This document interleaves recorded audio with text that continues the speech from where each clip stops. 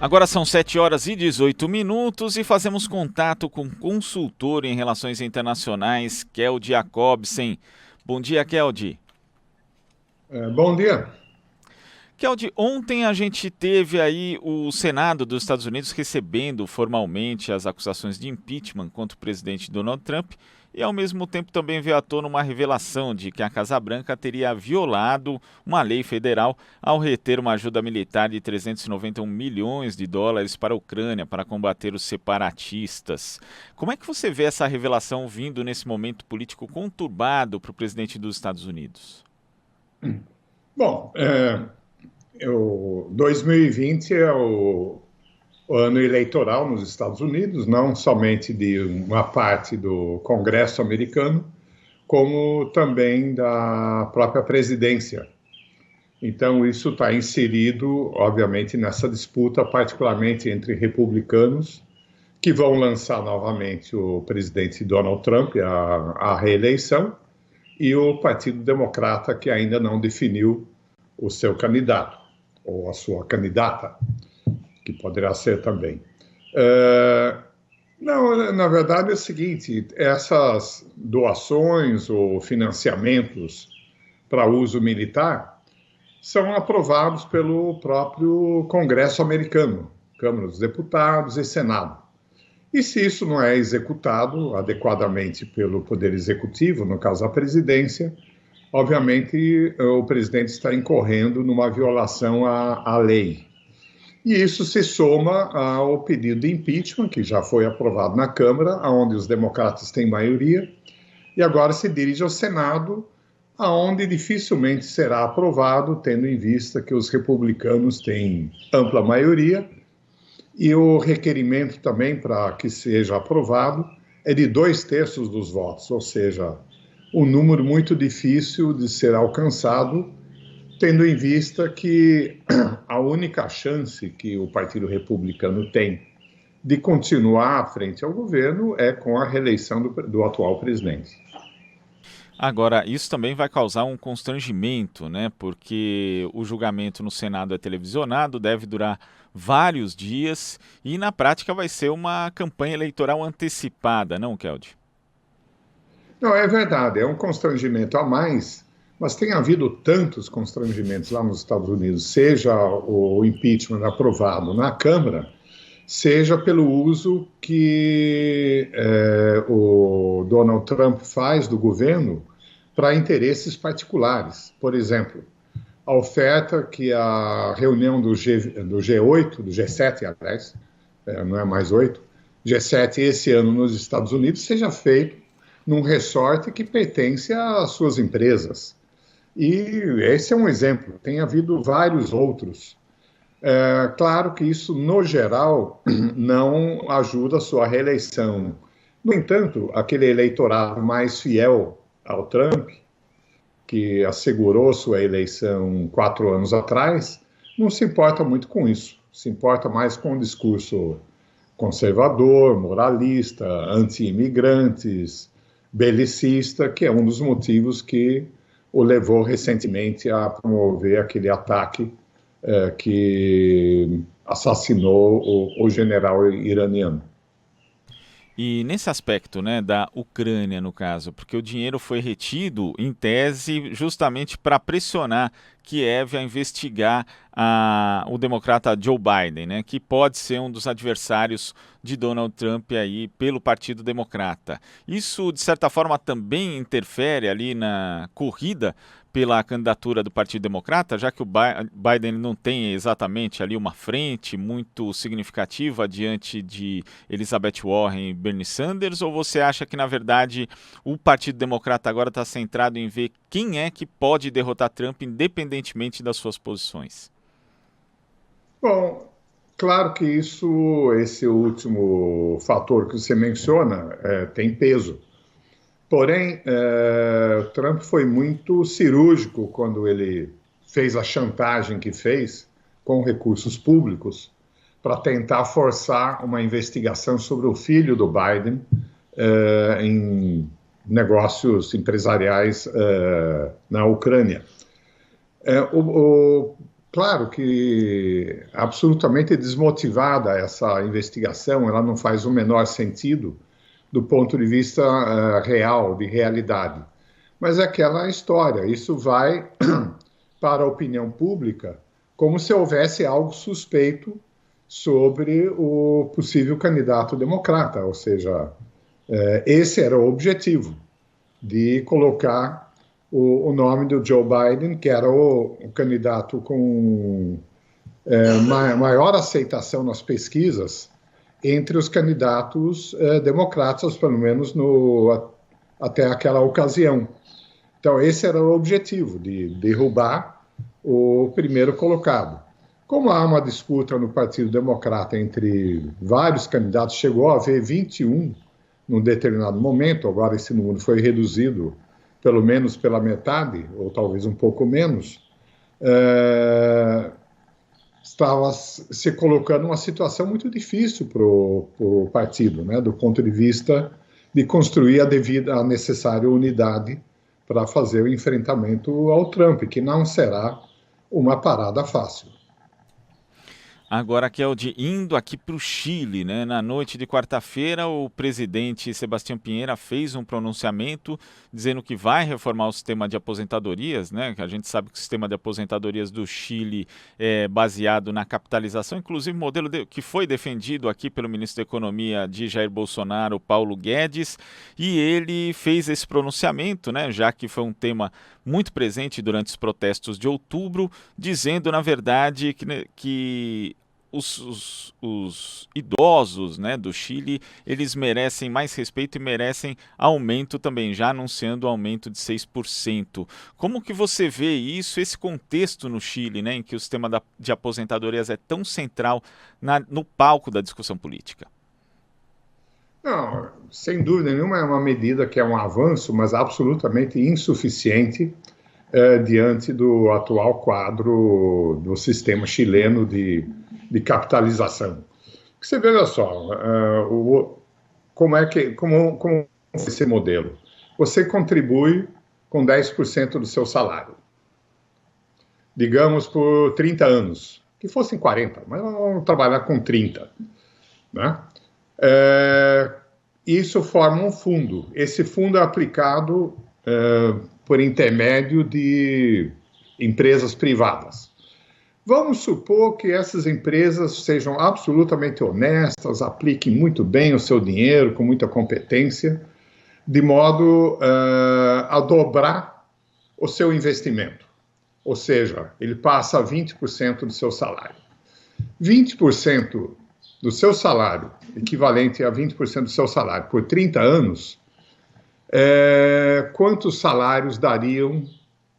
anos de salários dariam para a sua aposentadoria? 20 vezes 30, 6 anos. Então, se você fosse receber exatamente o que você ganhava quando estava na ativa, esse seu fundo duraria pouco mais de 6 anos. Como ninguém se aposenta com a perspectiva de viver apenas 6 anos, esse valor é diminuído. E diminuído de uma forma brutal para poder durar um pouco mais ao longo do tempo. Então, é óbvio que o sistema não funciona, não aporta o suficiente para uma aposentadoria decente. Agora, a proposta é manter essa mesma contribuição dos trabalhadores de 10% e acrescentar uma contribuição dos empresários de 6%. Então, iria para 16%. Por isso que eu digo que é um avanço, mas é insuficiente.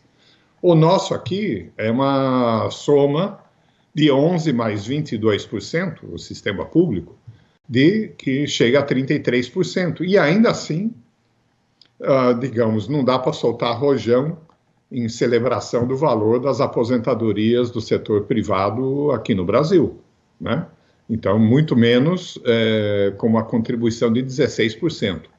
Mas, oxalá, a escolha de uma nova Constituição, né, que é uma opção que vai ser oferecida ao povo chileno em abril, possa, de fato, mexer com isso. Agora, o Pinheiro está atrás de recuperação de alguma popularidade uma vez que ele chegou ao nível mais baixo de impopularidade no Chile, né, da ordem de 6% apenas do povo que o apoia. Então, com essa medida, ele busca recuperar um pouco isso e se antecipar ao que poderá ser discutido numa eventual Assembleia Constituinte. Agora, é interessante observar também, Keldi, que a Previdência foi central ali nos protestos que ocorreram de forma massiva em outubro no Chile e também agora na França, né? A gente teve aí e ainda tem greve funcionando por conta da proposta de reforma da Previdência do governo Macron, que chegou inclusive a anunciar a suspensão da idade mínima, que seria elevada de 62 para 64 anos, né? E aí a gente lembra que a idade mínima aqui no Brasil, que tem condições sociais bem distintas da França, hoje é de 65 em função da reforma da Previdência do governo Bolsonaro. A Previdência, então, ela tem sido central em diversos países, mas aqui no Brasil não houve, por exemplo, não aconteceram essas manifestações massivas como a gente vê na França e como a gente viu no Chile também, Keldi. Bom, no Chile o caso é mais dramático, porque os valores das aposentadorias são tão baixas que vários aposentados, inclusive, se suicidaram, literalmente, por não poder sobreviver com aqueles valores. No caso da França, não é de hoje que se tenta reformar o sistema. E certamente houve mudanças e as pessoas começam a perceber os prejuízos que estão embutidos nessas propostas, né?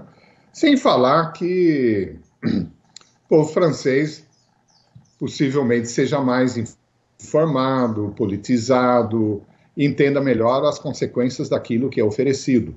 E principalmente a forma como é proposto.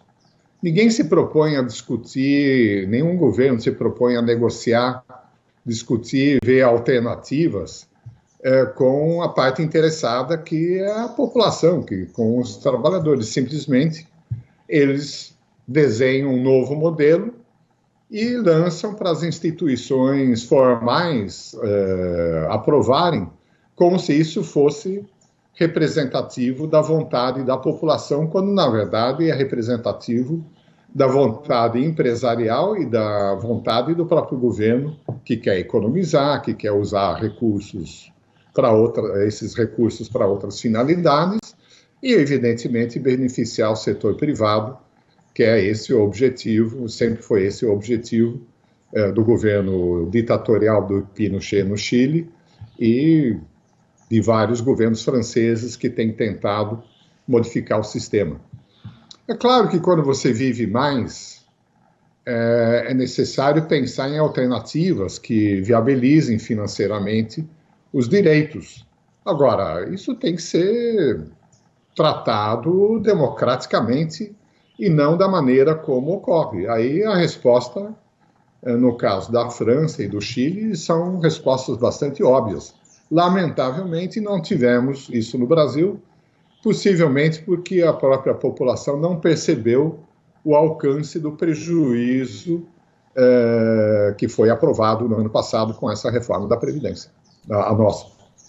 E aqui, no caso, acabou pegando bastante esse discurso da catástrofe, né? Ou fazemos a reforma da Previdência, ou o Brasil vai falir, não vamos conseguir mais gerar empregos, enfim, e parece que esse mesmo discurso é até adotado, por exemplo, na França, mas lá ele não tem a mesma aderência que teve aqui em parte da população, Keldi. Não, é verdade, porque você tem razão. Não, aqui, digamos, o enfrentamento, quer dizer, a campanha pró-reforma da Previdência foi brutal, até porque interessava desde a grande mídia ao setor empresarial como um todo e principalmente ao setor financeiro, que espera com isso poder ingressar com os esquemas privados de previdência social, como se fôssemos um país desenvolvido onde houvesse uma distribuição de renda que permitisse que, em paralelo a um eventual sistema público, as pessoas pudessem adquirir um sistema mais ao seu gosto, de ordem privada, desde que a população tivesse recursos para isso. Não é o caso. Aqui, quem é capaz de comprar uma previdência privada é uma minoria da minoria dos trabalhadores e da população brasileira. Então não faz sentido. Agora, a ofensiva, de fato, foi brutal. E tem sido assim em vários outros exemplos, né, como foi no caso do Plano Real também, embora tenha sido um plano que estabilizou a inflação, mas também era vendido como a única solução possível, né, aquela que o governo apresentou na época. Do contrário, vamos quebrar, todo mundo vai ser demitido, o desemprego vai aumentar, etc. E agora repetiu-se a mesma cantilena. Bom, a hora que ele começar a entrar em vigor, as pessoas começarem a se aposentar pelo novo modelo, né? Aí vamos verificar o que isso significa na realidade, lamentavelmente. Quem sabe a luta somente tenha sido adiada em vez de ter sido feita no momento correto, que era agora. Tá certo, Keldi. Muito obrigado pela sua participação e até a próxima. Foi um prazer, como sempre, e bom trabalho para vocês e bom dia aos que nos ouvem. Prazer é nosso, bom dia. Conversamos aqui com o consultor de Relações Internacionais, Keldi Jacobsen.